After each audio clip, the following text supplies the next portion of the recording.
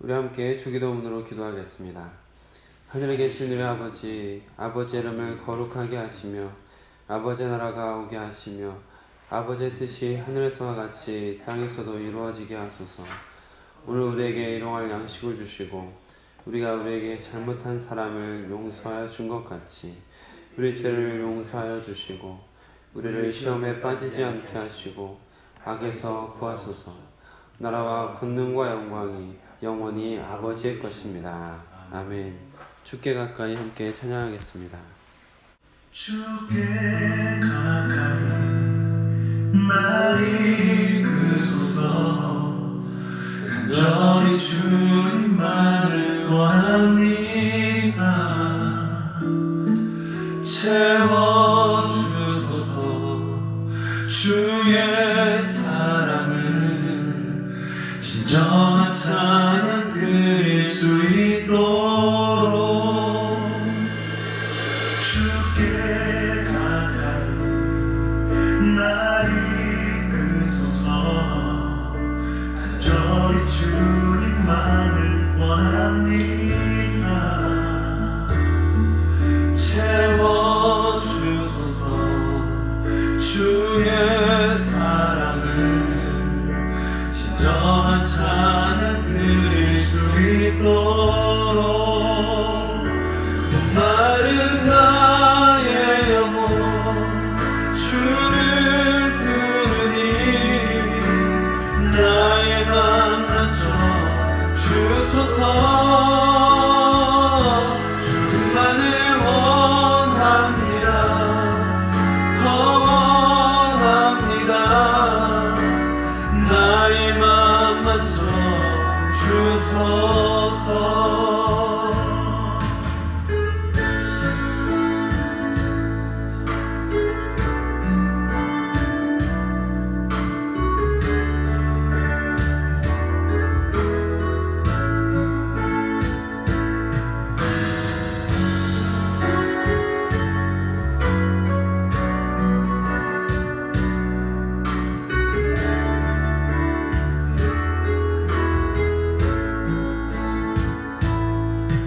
주께 가까이 날 이끄소서. 간절히 주님만을 원합니다. 채워주소서. 주의 사랑을 진정한 찬양 드릴 수 있도록 마른 나의 영혼 주를 부르니 나의 맘 만져 주소서. 주님만을 원합니다. 더 원합니다. 나의 맘 만져 주소서.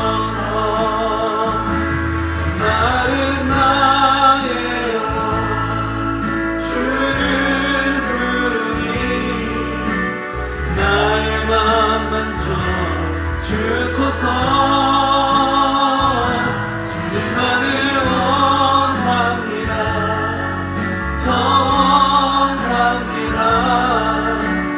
나의 맘 만져 주소서. 주께 가까이 날 이끄소서. 간절히 주님만을 원합니다. 채워주소서. 주의 사랑을 진정한 찬양 드릴 수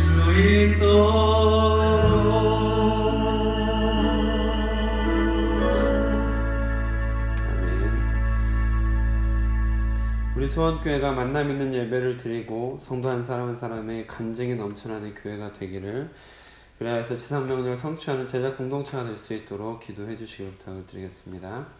오늘 소원가족 성경공부 기초반 3주차 교육이 오늘 오후 2시에 있습니다. 위에서 기도해 주시길 부탁을 드립니다. 새벽 찬송은 보통 2절을 부르고 간주가 있습니다. 찬송가 500장 같이 찬양하겠습니다.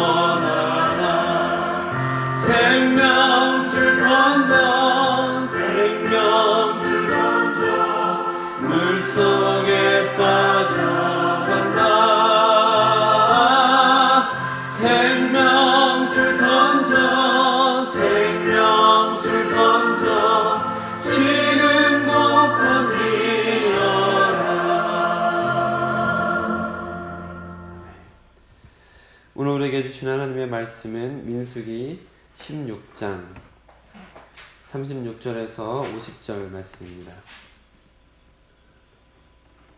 날마다 쏟는 샘물 큐티책으로는 96쪽에 있습니다.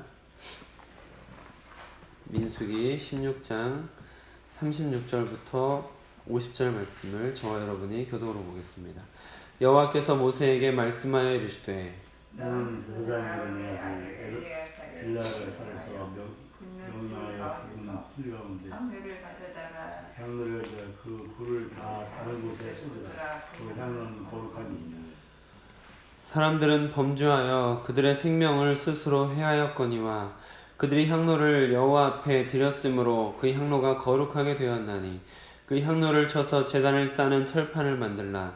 이스라엘 자손에게 표가 되리라 하신지라.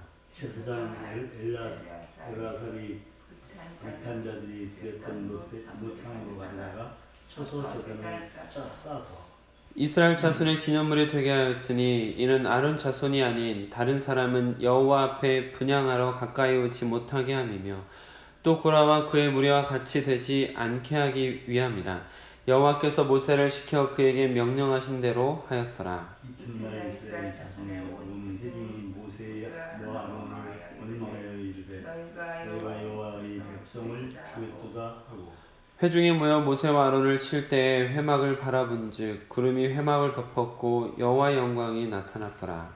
모세와 아론이 회막 앞에 이르매 여호와께서 모세에게 말씀하여 이르시되 너희는 이 회중에서 떠나라. 내가 순식간에 그들을 멸하러 하노라 하심에 그 두 사람이 엎드립니다. 이에 모세가 아론에게 이르되 너는 향로를 가져다가 제단의 불을 그것에 담고 그 위에 향을 피워 가지고 급히 회중에게로 가서 그들을 위하여 속죄하라. 여호와께서 진노하셨으므로 연병이 시작되었음이니라. 아론이 모세의 명령을 따라 향로를 가지고 회중으로 달려간즉 백성 중에 연병이 시작되었는지라. 이에 백성을 위하여 속죄하고 죽은 자와 산 자 사이에 섰을 때에 연병이 그치니라. 고라의 일로 죽은 자와 연병이 죽은 자가 4,700명이었더라. 함께 읽겠습니다. 연병의 그침에 아론이 회막문 모세에게로 돌아오니라. 아멘. 주님 나라 이루소서. 이 말씀 따라 사는 동안 지치지 않게 하시고 이 말씀 따라 사는 동안 주님 나라 아멘.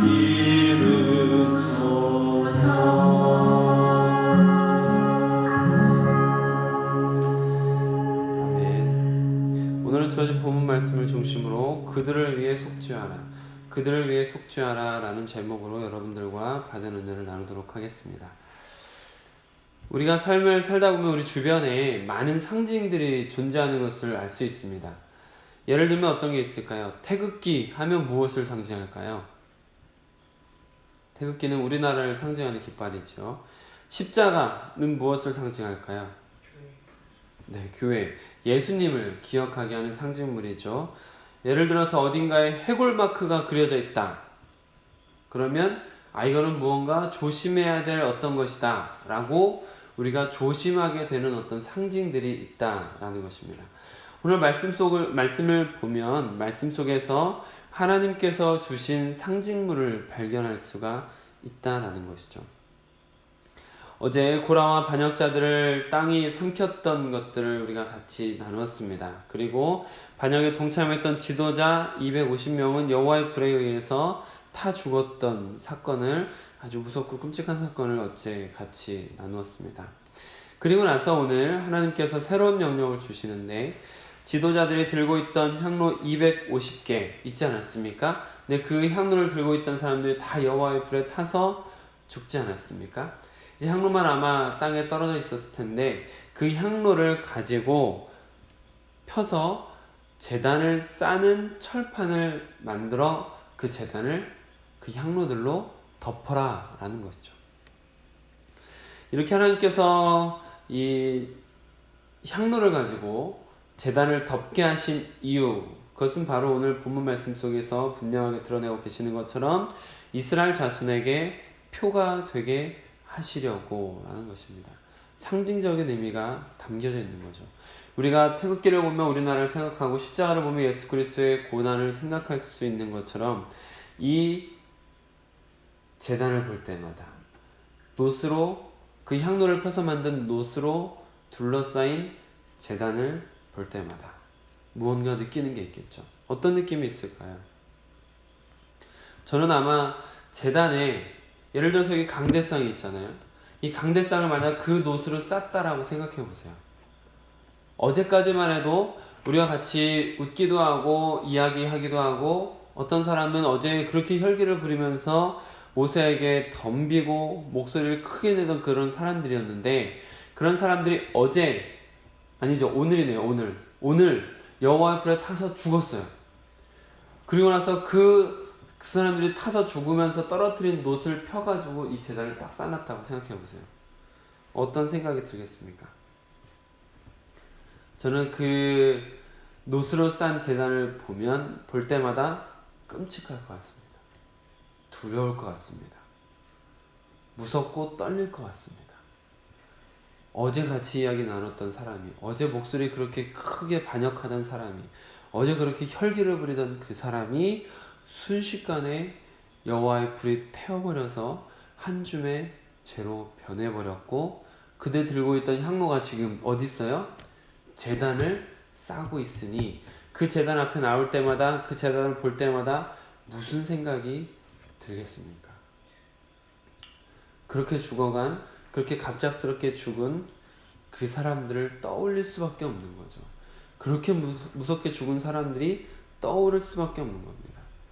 반짝거리는 놋제단을 볼 때마다 놋으로 둘러싸인 놋제단을 볼 때마다 등골이 오싹하고 무서울 것 같습니다. 그러면 하나님께서 왜 이렇게 무서운 제단을 만들게 하셨을까? 여러분 왜 하나님께서 이렇게 무서운 방법을 그렇게 사람들이 순식간에 태워버리고 그 태워버린 후에 그 놋으로 제단을 둘러싸게 만들었을까요? 제단을 볼 때마다 등골이 오싹하고 무섭게 만든 이유가 무엇일까요? 그것은 재범을 방지하려고 하신 겁니다. 반짝거리는 놋제단을 볼 때마다 조금 전에 말씀드린 것처럼 두렵고 떨리는 마음이 들지 않겠어요? 그 반짝거리는 제단을 볼 때마다 하나님이 얼마나 무서운 분인지 생각나지 않겠습니까? 인간이 얼마나 나약한지 깨달아지지 않겠습니까? 그 놋제단을 볼 때마다 우리의 죄가 얼마나 주님 앞에 무섭게 징반을 당하는지 느껴지지 않겠습니까? 그 놋으로 만든 제단을 볼 때마다 두렵고 떨리는 마음이 생기기 때문에 그렇기 때문에 재발하는 것을 방지할 수 있다는 것이죠. 그것을 볼 때마다 고라와 그 일당이 반역을 도모하다가 하나님께 받은 징벌 떠오르지 않겠습니까? 또 하나님께서도 그런 목적으로 떠오르라고 기억하라고 만드신 겁니다. 땅이 그들을 산채로 집어 삼켰다는 것, 불이 그들을 순식간에 태워버렸다는 것을 기억하라는 것이죠. 기억해서 제발 좀 그들과 같은 죄를 범하지 말라. 제발 좀 그런 똑같은 죄 좀 짓지 말라. 이게 바로 하나님께서 그 놋제단, 어떻게 보면 끔찍하고 무섭지만 그 반짝거리는 것을 볼 때마다 하나님 앞에 두렵고 떨리는 마음이 들 수밖에 없지만 그러나 하나님께서는 하나님의 백성들이 똑같은 죄를 범하지 않도록 이런 조치를 취하셨다라는 것입니다. 그런데 안타깝게도 오늘 말씀을 보면 정말 안타까운 일이 41절부터 바로 일어나죠. 41절 첫 번째 단어가 뭐죠? 이튿날이에요. 뭐 일주일 지난 것도 아니고 한 달이 지난 것도 아닙니다. 그러니까 어제 그런 불사르고 땅이 갈라져서 땅이 산채로 고라일 땅을 집어삼킨 일이 어제 있었던 거예요. 어제. 그런데 41절에서 분명하게 말씀하고 있는 것처럼 오늘, 이튿날째인 오늘 온 회중이 다시 원망을 했다는 거죠. 참 놀랍습니다. 그들이 원망한 내용이 무엇입니까? 41절 마지막에 보면 모세와 아론을 원망하여 이르되 너희가 여호와의 백성을 죽였도다. 고라 일당과 그 따르던 지도자들이 죽은 것을 보고 백성들이 다시 원망하는 거죠. 너희가 그랬다 하면서 모세와 아론을 치려고 합니다. 42절 처음을 보시면 회중이 모여 모세와 아론을 칠 때에 이렇게 그들이 원망뿐만 아니라 다시 한번 또 지도자를 모세와 아론을 죽이려고 했다. 참 안타까운 일이 일어난 겁니다. 그리고 그 일이 일어나자마자 구름이 회막을 덮었고 여호와의 영광이 나타난 사건이 이어지고 있는 것이죠. 여기서 이제 하나님께서 나타나셔서 하신 것은 모세와 아론에게 우리가 나눴던 것처럼 구별하는 것을 한 번 더 하십니다. 너는 이 백성을 떠나라. 떠나라. 하나님께서 이 백성을 떠나라라고 하시는 거예요. 하나님의 목적은 그 이스라엘 백성들을 순식간에 멸하려고 그렇게 회막에 임재하셨던 것입니다. 그 순간 모세와 아론이 했던 것은 아주 일관되게 모세와 아론은 하나님 앞에 바로 엎드렸다라는 표현을 볼 수가 있고요. 그리고 나서 모세와 아론이 하나님 앞에 엎드린 다음에 바로 모세가 아론에게 부탁한 게 있습니다. 그것은 무엇이냐면 얼른 가서 향로를 가지고 와라. 향로를 가지고 오는데 그 향로에다가 제단의 불을 담아 가지고 와라. 제단의 불을 담아 가지고 와서 무엇을 합니까? 얼른 이스라엘 백성들에게 달려가라. 왜 달려갔을까요? 모세는 오늘 말씀에 보면은 향로를 가지고 그 회중에게로 급히 달려가서 46절 말씀 한번 같이 읽어보실까요? 46절 시작. 이에 모세가 아론에게 이르되 나는 향로를 가져다가 제단의 불을 그곳에 닫고 그 위에 향을 띠고 급히 회중에게로 가서 그들을 위하여 속죄하라. 여호와께서 진노하셨으므로 연병이 시작되었습니다. 그렇습니다. 지금 모세가 아론에게 부탁해서 향로에 불을 담아가지고 회중에게로 빨리 달려가라고 한 이유, 그것은 바로 지금 하나님의 진노가 벌써 임했다라는 것이죠. 어제 같은 경우만 해도, 그저께 같은 경우만 해도 하나님께서 모세와 아론에게 너희 떠나라, 기다려라, 떠날 때까지 기다려주셨어요. 그리고 그 고라 일당, 고라 가족의 진영에서 그들이 살던 그 자리에서 사람들이 다 떠나지기를 기다렸다는 것이죠. 근데 오늘은 하나님께서 바로 지금 진노를 퍼붓고 계시는 것을 볼 수가 있습니다. 연병이 이미 시작되었다라는 것이죠. 그래서 아론은 그 향로를 가져다가 얼른 회중에게 들어갔고, 그 회중에게 들어갔을 때 48절 보면 죽은 자와 산 자 사이에 섰을 때에 연병이 그치니라. 그 아론이 가서 달려가서 서 있을 때, 그 향로를 들고 갔을 때 한쪽은 죽은 자로 한쪽은 산 자로, 그러니까 그 죽음이 막 몰려오다가 아론이 들고 있던 향로 앞에서 그 죽음이 그쳐지고 있다라는 것을, 한쪽은 다 죽은 거예요. 생각해 보세요. 그 장면을. 한쪽은 간신히 사는 거예요. 그래서 고라 반역자들 외에 이날 죽은 사람이 몇 명이라고 돼 있죠? 4,700명. 14,700명. 순식간이에요. 순식간. 시간이 오래 걸린 것도 아닙니다. 지금 모세가, 아론이 하나님께서 임재하자마자 엎드렸잖아요. 엎드렸고, 엎드리자마자 모세가 아론에게 얼른 가서 향로에다가 불을 가져다가 얼른 가서 회중들에게 가라. 이게 얼마나 걸렸겠습니까? 시간적으로 보면. 아주 많이 걸렸다고 해봐야 1시간이에요. 그 정도는 안 걸렸을 겁니다. 그런데 얼마나 상황이 급박하게 막 돌아가고 있는지, 모세가 이렇게 빨리 대처했음에도 불구하고, 그럼에도 불구하고 순식간에 14,700명이 그 자리에서 죽은 거예요. 얼마나 무섭습니까?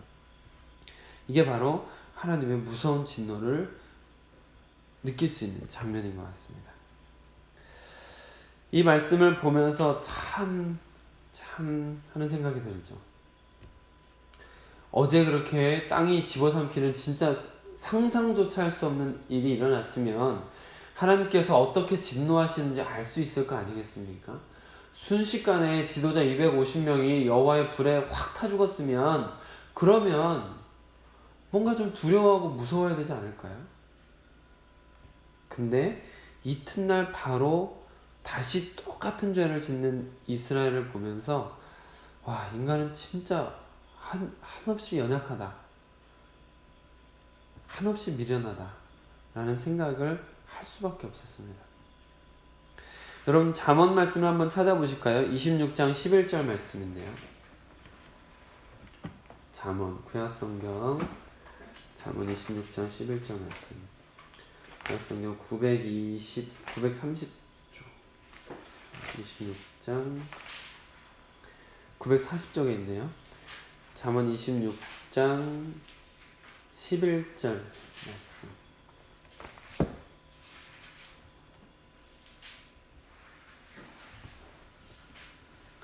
잠언 26장 11절 말씀 함께 읽겠습니다. 시작. 개가 그 토한 것을 도로 먹는 것 같이 미련한 자는 그 미련한 것을 거듭 행하느니라. 여러분 개가 토한 것을 먹는 거 본 적 있으세요? 저는 어렸을 때 집 마당에 흔히 말하는 똥개를 키웠죠. 키우면서 봤습니다. 정말 토한 거를 다시 또 먹더라고요. 심지어 뭐 개는 자기가 본 대변도 먹잖아요. 근데 지금 그 말씀을 그대로 하는 거예요. 잠언 말씀에서 개가 그 토한 거 도로 먹는 것처럼 미련한 자는 어떻게 한답니까? 미련한 자는 그 미련한 것을 거듭 행하느니라. 참으로 답답하지만 안타깝지만 우리가 개를 보면서 아우 저 토한 거 어떻게 다시 먹어? 아우 저 대변 본 거 아우 저거 어떻게 먹어? 이렇게 하잖아요.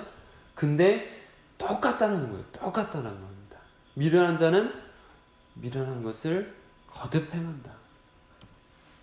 오늘 이스라엘 백성을 보면 답답하지 않으세요? 오늘 백성들의 이야기, 민수기 이야기를 보면서 답답한 느낌 없으세요? 참으로 답답합니다.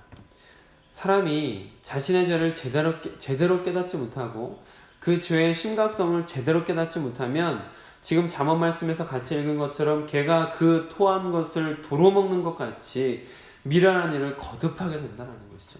죄를 지었지만 그 죄가 얼마나 심각한 건지 모르면 다시 그 죄를 짓는다는 거예요. 이스라엘 백성이 원망과 불평을 끊임없이 하는 이유 똑같다는 것이죠. 그들이 지금 얼마나 잘못하고 있는지 모르는 거예요. 그래서 오늘 이튿날 바로 범죄가 하나님 앞에 원망하는 범죄가 또다시 일어났고 그러면서 그들이 자기 자신을 원망합니까? 자기 자신을 회개합니까? 아니에요. 오늘 말씀도 보면은 똑같은 죄를 범하는데 이스라엘 백성들이 누구 때문에 지금 이렇게 화가 났습니까? 모세와 아론 당신들이 지금 우리 백성을 죽였다. 얼마나 답답한 일입니까? 하나님께서 이렇게 땅을 갈라서 집어삼킬 정도였다면 그 무서운 일을 보고 어떻게 사람이 했다라고 생각할 수가 있겠습니까? 근데 미련한 자는 그 미련한 일을 거듭 행하는 것처럼 마치 개가 토한 것을 다시 먹는 것처럼 지금 우리 이스라엘 백성들의 모습을 보면 참으로 미련하기 그지없다. 그냥 말씀을 보면 답답하지 않으세요? 민수기 말씀을 보면 답답합니다. 그런데 이 이스라엘 백성들이 원망과 불평을 끊임없이 하고 하나님 앞에 그렇게 징계를 받으면서도 또 이튿날 그대로 이렇게 죄를 거듭하는 것, 이 미련한 모습을 보면 참으로 또 안타까운 마음이 안 들 수가 없어요. 지금 이 시대를 살아가는 수많은 성도들의 모습에서 비슷한 것을 자꾸 보게 된다는 것이죠. 안타깝게도. 수많은 성도들이 똑같은 모습을 보여준다는 것이죠.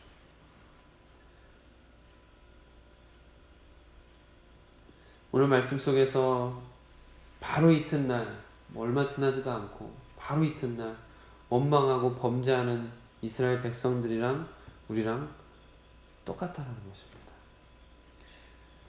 어제 뜨겁게 은혜를 받은 사람이 오늘 나가서 다시 똑같은 죄를 범죄하는 건 수도 없이 봅니다.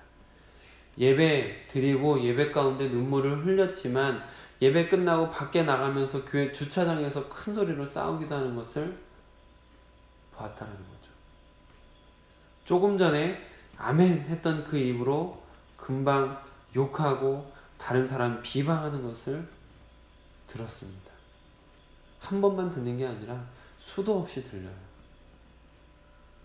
그러니까 오늘 이 민수기의 이 답답한 이스라엘 백성들의 모습이 남 얘기가 아니라는 거죠. 이런 일들을 교회 안에서 자주 보게 된다는 건 참으로 안타까운 일입니다. 말씀을 묵상하면서 참 답답하고 안타까운 마음이 많이 들었는데, 여러분, 제대로 된 성도라면 어떻게 해야 될까요? 이런 일이 있을 때.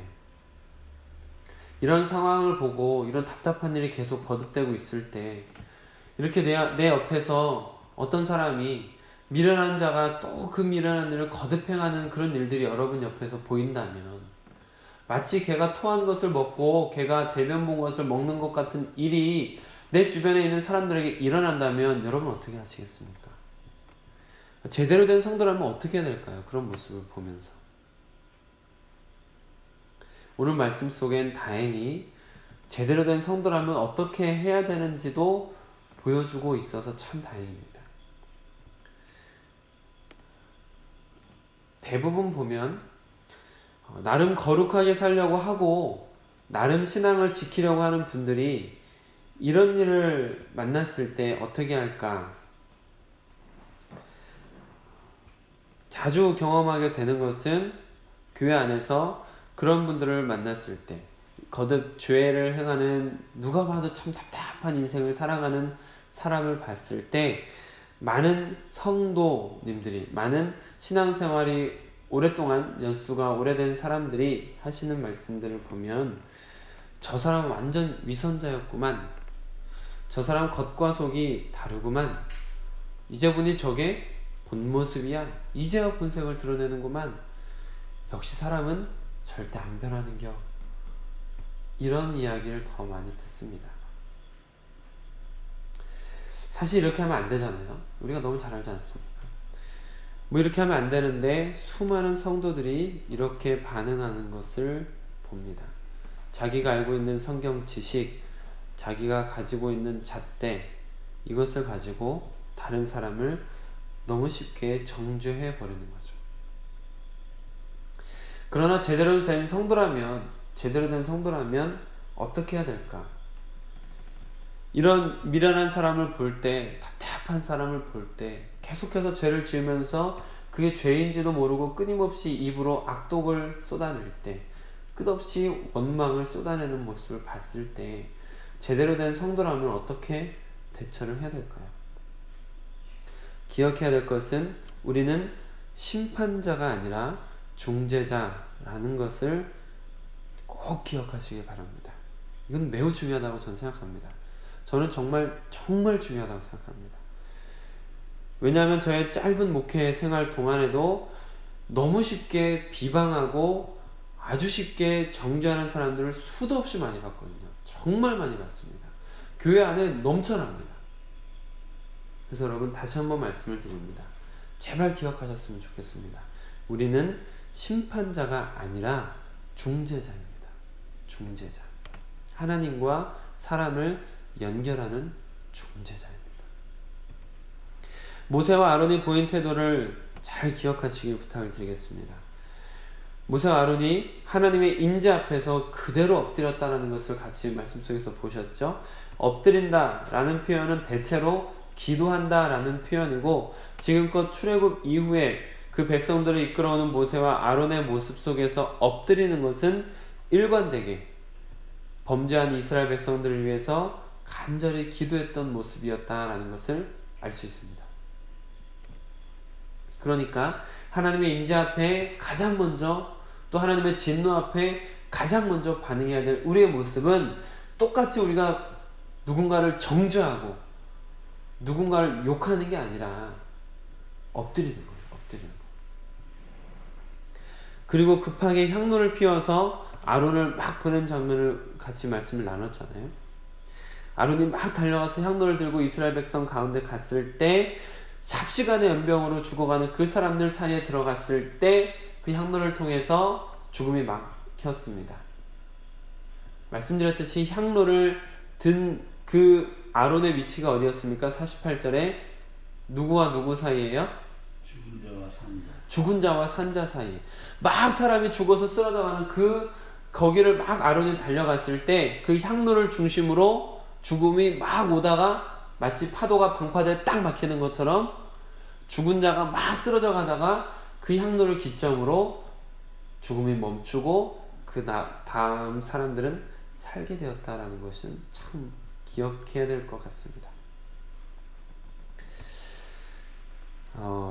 이스라엘 백성들은 구제불능의 상태이고 미련한 개가 토한 것을 다시 먹는 것 같은 정말 그런 답답한 상태였지만, 믿음 있는 사람들이 보일 수 있는 제대로 된 태도, 그것은 바로 이와 같은 모세와 아론처럼 하나님의 진노 앞에 엎드리는 기도의 자세, 그리고 아론이 들고 갔던 향로가 무엇입니까 여러분?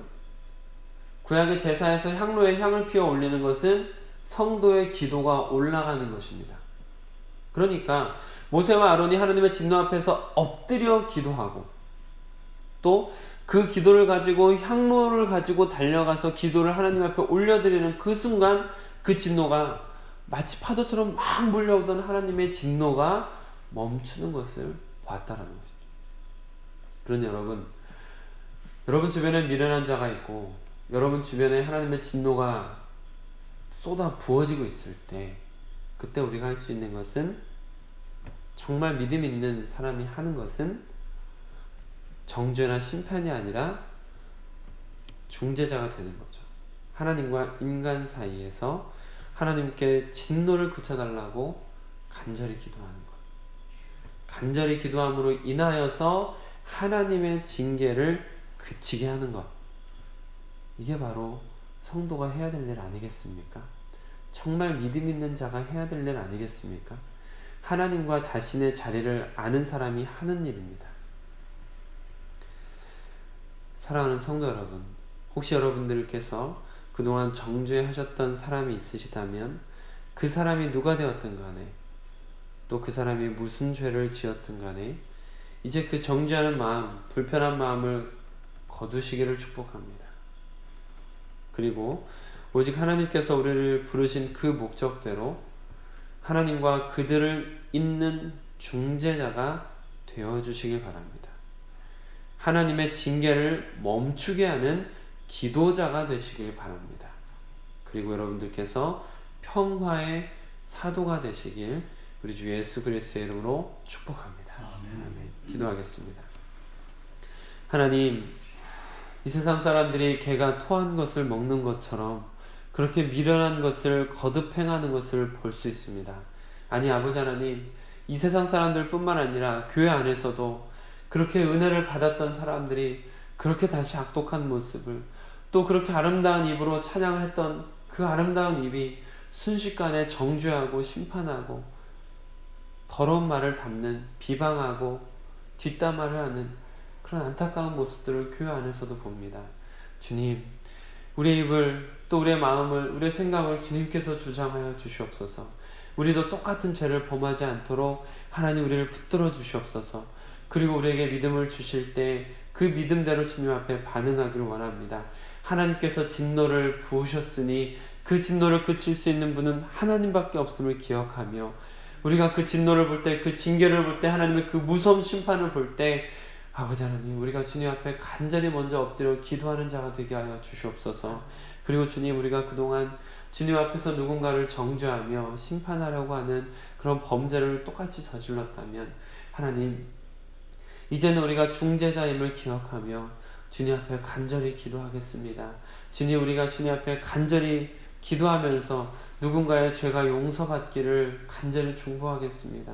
주님, 우리가 그런 삶을 살며 우리가 그렇게 기도할 때 하나님의 진노를 거두어 주시고 우리를 평화의 사도로 사용하여 주셔서 우리가 범죄하고 죄악 가운데에서 주님의 진노를 맛보는 자들을 회복시킬 수 있는, 그들을 다시 주님 앞으로 인도할 수 있는 중재자로서의 역할을 잘 감당할 수 있도록 허락하여 주시옵소서. 오늘 하루가 그런 하루가 되길 원합니다.